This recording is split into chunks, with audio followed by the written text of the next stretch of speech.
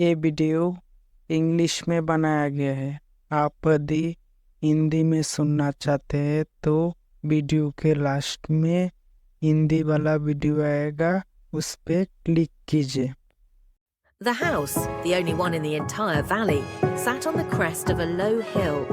From this height one could see the river and the field of ripe corn dotted with the flowers that always promised a good harvest. The only thing the earth needed was a downpour, or at least a shower. Throughout the morning, Lencho, who knew his fields intimately, had done nothing else but see the sky towards the northeast. "Now we're really going to get some water, woman." The woman who was preparing supper replied, "Yes, God willing." The older boys were working in the field, while the smaller ones were playing near the house until the woman called to them all, "Come for dinner." It was during the meal that, just as Lencho had predicted, big drops of rain began to fall. In the northeast, huge mountains of clouds could be seen approaching. The air was fresh and sweet. The man went out for no other reason than to have the pleasure of feeling the rain on his body. And when he returned, he exclaimed, "These aren't raindrops falling from the sky, they are new coins. The big drops are 10-cent pieces and the little ones are 5s. With a satisfied expression, he regarded the field of ripe corn with its flowers draped in a curtain of rain. But suddenly a strong wind began to blow, and along with the rain, very large hailstones began to fall. These truly did resemble new silver coins. The boys, exposing themselves to the rain, ran out to collect the frozen pearls. "It's really getting bad now," exclaimed the man. "I hope it passes quickly." It did not pass quickly. For an hour the hail rained on the house, the garden, the hillside, the cornfield, on the whole valley. The field was white as if covered with salt. Not a leaf remained on the trees. The corn was totally destroyed. The flowers were gone from the plants. Lencho's soul was filled with sadness. When the storm had passed, he stood in the middle of the field and said to his sons, "A plague of locusts would have left more than this. The hail has left nothing. This year we will have no corn."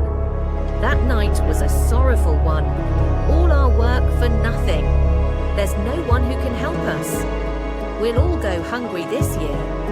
But in the hearts of all who lived in that solitary house in the middle of the valley, there was a single hope: help from God. Don't be so upset even though this seems like a total loss. Remember, no one dies of hunger. That's what they say, no one dies of hunger. All through the night, Lencho thought only of his one hope, the help of God, whose eyes, as he had been instructed, see everything, even what is deep in one's conscience.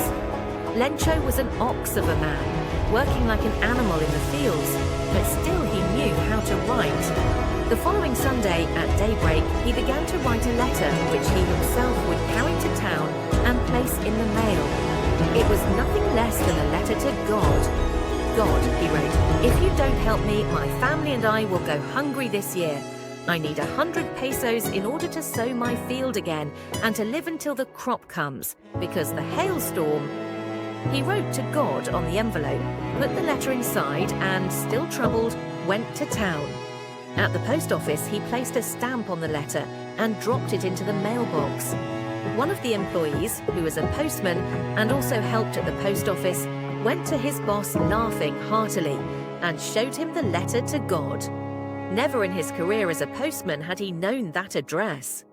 The postmaster, a fat, amiable fellow, also broke out laughing, but almost immediately he turned serious and, tapping the letter on his desk, commented, "What faith? I wish I had the faith of the man who wrote this letter." So, in order not to shake the writer's faith in God, the postmaster came up with an idea: answer the letter. But when he opened it, it was evident that to answer it he needed something more than goodwill, ink and paper. But he stuck to his resolution. He asked for money from his employees. He himself gave part of his salary, and several friends of his were obliged to give something for an act of charity. It was impossible for him to gather together the 100 pesos, so he was able to send the farmer only a little more than half.